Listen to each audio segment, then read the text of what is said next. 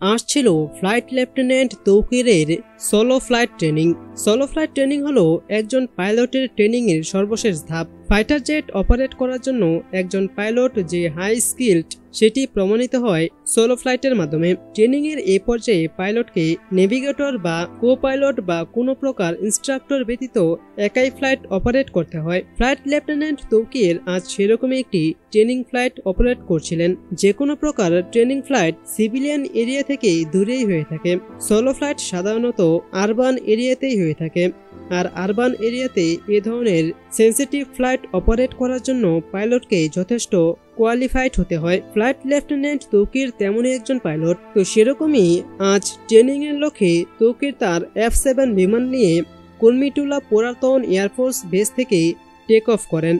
এরপর উত্তরা, দিয়াবাড়ি, বাড্ডা, হাতিরঝিল, রামপুরার আকাশ জুড়ে তিনি উড়তে থাকেন। তবে কিছুক্ষণের মধ্যেই তিনি বিমানে কিছু সমস্যা আঁচ করেন। কন্ট্রোল রুমে রিপোর্ট করে জানান যে তার বিমান আকাশে ভাসছে না, মনে হচ্ছে বিমান নিচের দিকে পড়ে যাচ্ছে। কন্ট্রোল রুম থেকে ইনস্ট্যান্ট রেসপন্স করে ইজেক্ট করার জন্য জানানো হয়, কিন্তু সংশ্লিষ্ট কর্তৃপক্ষের সাথে কথা বলে যতটুকু জানা সম্ভব হয়েছে যে ফ্লাইট লেফটেন্যান্ট তৌকির শেষ মুহূর্ত অবধি চেষ্টা করেছেন বিমান বাঁচানোর জন্য। তিনি বিমানটির সর্বোচ্চ ম্যাক স্পিড তুলে বেসের দিকে ছুটতে থাকেন।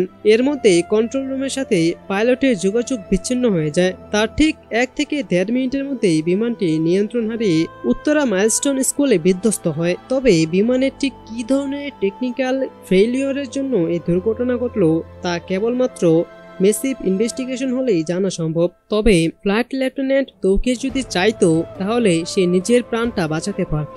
যখন তার বিমানে ত্রুটি দেখা দেয় সে চাইলে তখনই বিমান থেকে এক্সিট করতে পারত এবং সে তার নিজের প্রাণটাকে বাঁচাতে পারত। কিন্তু সে একদম শেষ মুহূর্ত পর্যন্ত চেষ্টা করেছে তার বিমানটিকে নিয়ন্ত্রণে নেওয়ার, আর সে যত সম্ভব চেষ্টা করেছে বিমানটা যদি বিধ্বস্ত হয়ও তাহলে যেন নো ম্যানস জোনে গিয়ে সেটি বিধ্বস্ত হয়, যাতে করে খুব বেশি ক্ষয়ক্ষতি না হয়। কিন্তু ভাগ্যের কি নির্মম পরিহাস, তার শেষ চেষ্টাটাও কোনো কাজে আসলো না।